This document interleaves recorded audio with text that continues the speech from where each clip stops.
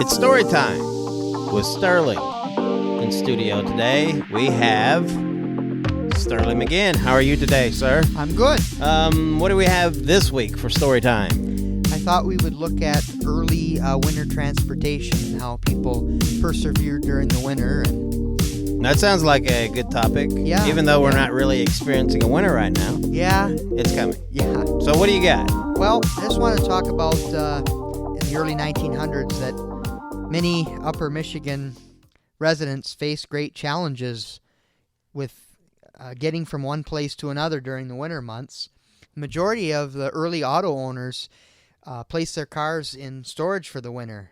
The conditions of the roads and with the narrow tires of the cars they used on the cars at that time made driving nearly impossible.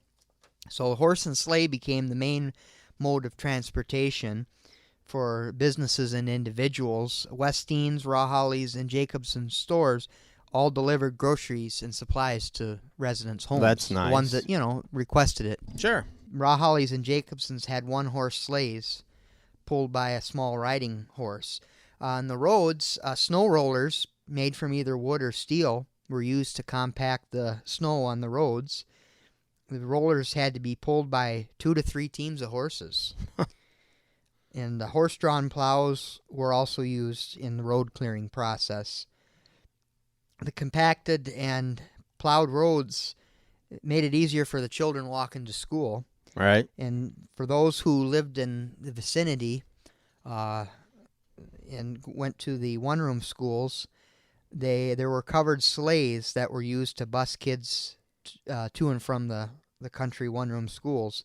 It was usually local farmers who owned horses and sleighs that were paid by the school district to transport the students. As I know, up at the state, they had somebody up at the state hospital that had a horse, like a covered horse and or a covered sleigh, and they would pick up the kids and then take them to school. Yep. I imagine they had a lot more snow back then. Oh than yes, I know. Today. I talked to one person who lived up at hospital location, and when they went to the Pentland school, the Pratt school, and then when they were old enough that they had to go to the Newberry schools down here for junior high and high school, the individual that had the horse and sleigh, there were several times where he would come down Hospital Hill and the snow was up to the belly of the horse. Huh? So he would turn his rig around and take the kids back home, and they didn't cancel school back then. If you were either the kids that walked to school or could get in, but otherwise, they didn't cancel school back then. You imagine how long it would take to get around in the winter months. I mean, getting kids to school. I'm sure that to start the process of getting everyone loaded up in the sleigh. I mean, the horse going into to town. Yeah. That would take some time. Take some time. In school, I'm sure would be patient. Right. Have patience with getting the kids from the rural areas, but also rural mail carriers face great challenges with delivering mail. A longtime rural mail carrier in the area was Oscar Swanson, and he had a Model T Ford that he used a conversion kit to put skis on the front and tracks on the back.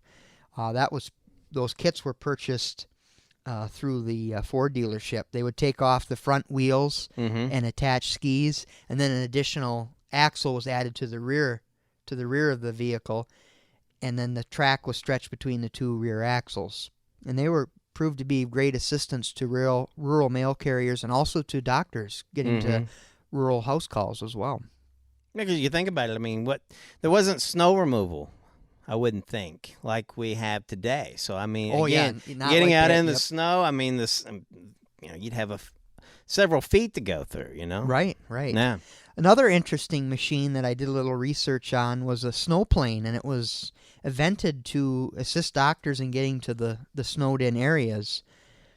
And contrary to what the name suggests, the snowplane didn't actually fly. It had an airplane motor mounted on the back of a boat-shaped tunnel, and the propeller and the skis were used to move the snowplane along. And I did find an article in the Sioux Evening News from 1930, January 1930, that people were straining their necks downtown because they heard an unusual noise. They thought that there was an airplane. They were looking around, and all of a sudden this snowplane come roaring down Newberry Avenue. And there was a man from Grand Marais who owned a automobile garage and dealership, and he spent years constructing the snowplane. Grand Marais was isolated from the rest of the world at that time due to the roads not being plowed. By the time he had finished the project, the roads were being plowed, and the only apparent use would be for doctors. He brought the machine to Newberry, and a doctor and a few businessmen were interested in his invention, but he actually demonstrated his machine. It went on an unplowed road to Deer Park, and the round trip took 6 hours, and the snowplane used a total of 15 gallons of gas. Oh, wow. So, and then, in the 20s and 30s, the transportation was getting a little better because the county road engineer, Sanborn Shorty Sleeper, he was responsible for getting the snow-goes introduced to Michigan. This is really fascinating stuff, and maybe some of our audience members can hear Toby, the office cat. Our shop cat, yeah. Shop cat. He's walking around meowing right now. He's glad that he's not outside. Yeah, and also railroads. That was in the early days of Newberry was the major transportation, how people got from one place to another. And there were times where the ferry, the Chief Wawadam, and then there was this St. Mary as well. They were the big train car ferries. They would get stuck in the ice, and of course, one of them, I believe the Wawadam also brought mail up here too. Oh, really? So mail would be sometimes would be late too. So do you have any pictures of this type of stuff? Yeah, I do. I do have a picture of the snowplane. Oh, you do? And when I looked at it, it had some of the same businessmen listed in the article, so I realized that's got to be the same. Okay. The same one. And I do have a picture of Oscar Swanson with his Model T snowmobile. Maybe if you could find those, we can scan them and put them in the show notes of this podcast, because that'd be really fascinating to see. All right. Well, thanks for stopping by again for another episode of Storytime with Sterling.